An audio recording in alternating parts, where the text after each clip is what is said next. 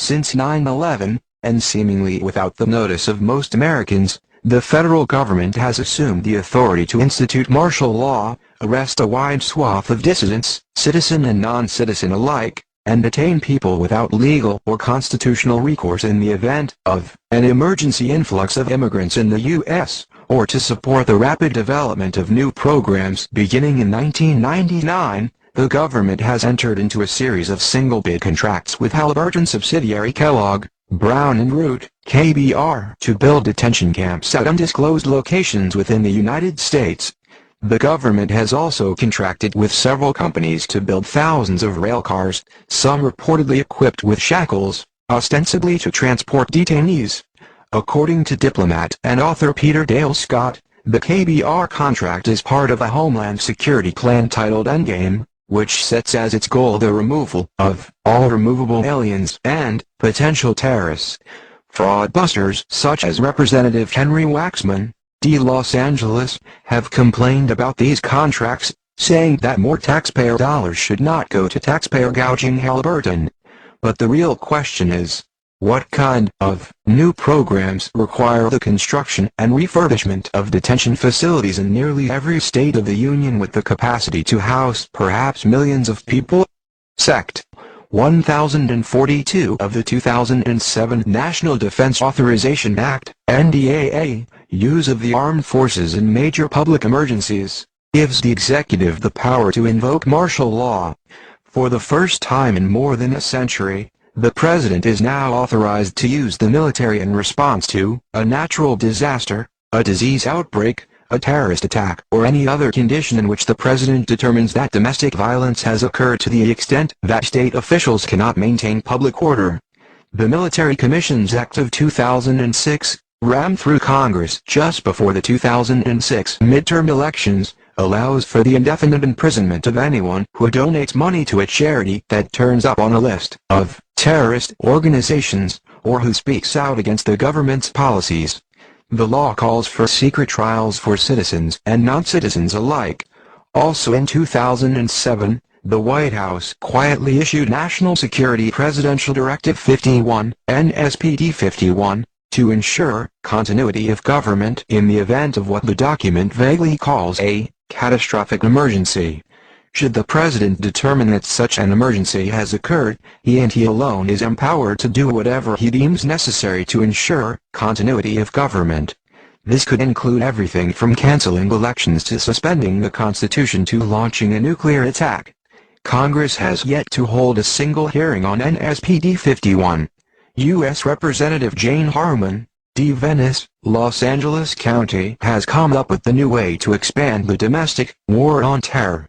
Her Violent Radicalization and Homegrown Terrorism Prevention Act of 2007, H.R. 1955, which passed the House by the lopsided vote of 404-6, would set up a commission to examine and report upon the facts and causes of so-called violent radicalism and extremist ideology, then make legislative recommendations on combating it. According to commentary in the Baltimore Sunday, Representative Harman and her colleagues from both sides of the aisle believe the country faces a native brand of terrorism, and needs a commission with sweeping investigative power to combat it.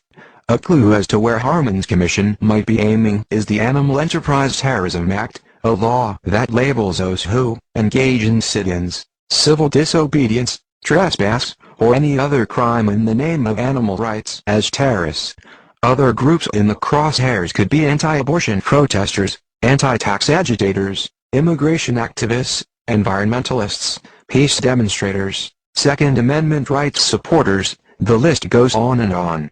According to author Naomi Wolf, the National Counterterrorism Center holds the names of roughly 775,000 terror suspects, with the number increasing by 20,000 per month.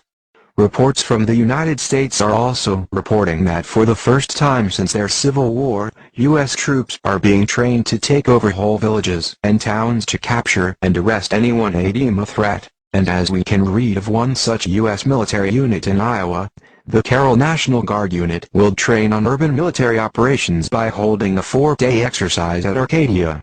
The purpose of the April 25 drill will be to gather intelligence, then search for and apprehend a suspected weapons dealer, according to Sergeant Mike Kotz, Readiness NCO for Alpha Company.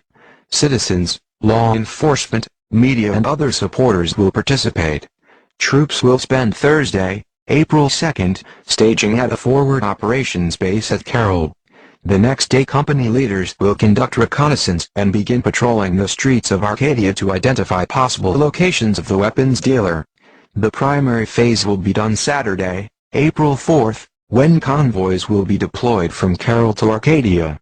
Pictures of the arms dealer will be shown in Arcadia, and soldiers will go door to door asking if residents have seen the suspect. Soldiers will knock only at households that have agreed to participate in the drill, Kotz noted. Once credible intelligence has been gathered, said Kotz, portions of the town will be roadblocked and more in-depth searches of homes and vehicles will be conducted in accordance with the residents' wishes. One of the techniques we use in today's political environment is cordon and knock, Kotz explained. We ask for the head of the household, get permission to search, then have them open doors and cupboards. The homeowner maintains control. We peer over their shoulder, and the soldier uses the homeowner's body language and position to protect him. During this phase of the operation, troops will interact with residents and media while implementing crowd control measures and possibly treating and evacuating injured persons. The unit will use a Black Hawk helicopter for overhead command and control, and to simulate medevos. The drill will culminate in the apprehension of the suspected arms dealer. The sheer Orwellian aspect of U.S. military officials and U.S. propaganda media organs using their own citizens to assist in the apprehension of their family, friends and neighbors labeled as enemies of the state are too chilling to comprehend, but become downright frightening when coupled with the news that the U.S. government is now moving to cut off access to all of their citizens to the ammunition they would need to defend themselves against these fascist barbarians. Virtually unknown to the masses of gun-owning Americans is that their fears of having their government confiscate their guns was never the greatest one to have, but to the taking away all of these people's access to the ammunition needed for their guns is what the master plan for subjugating them has always been, and as we can read, it looks like those who said the Obama administration would strike while the iron is hot may have been correct. And the administration may be doing it in a way that does not require them to even get a vote in Congress. In this morning's edition of The Shooting Wire, Jim Shepard writes that Canadian officials have it on good authority our State Department may be on the verge of cutting off all imports of certain calibers of ammunition. Most astounding of all of these events is that the vast majority of Americans still look upon their new President Obama as being different from their former President Bush. But as each day goes by, the evidence clearly shows he is nothing more than the figurehead put into place to enact the final endgame leading to the final destruction of the United States. From Bush's war on terror, which he is continuing, to Bush's tax cuts to the wealthy elite he is continuing, to his backing of Bush's torture policies, to his attempts to kill the case against seeking to find the millions of lost Bush emails, to his attempts to maintain Bush's secrecy on spying and torture of U.S. citizens, and so much more, President Obama is marching in virtual lockstep with his predecessor, virtually ignored by the masses of Americans, soon to be destroyed by what they refuse to see and defend themselves against. To what is going to become of these once great American people we need look no further than the words of the British champion of social justice George Orwell, who in his prophetic work, 1984, stated, "The ideal set up by the party was something huge, terrible, and glittering.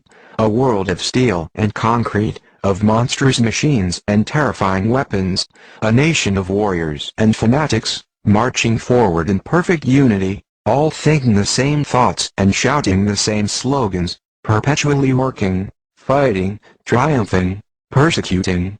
300 million people all with the same face. How terrifying it is for those Americans not having the same face as their mindless fellow citizens we know all too well, as we have seen them before in the gulags of Nazi Germany and Communist Russia, the killing fields of Cambodia, and now, soon to be in the United States.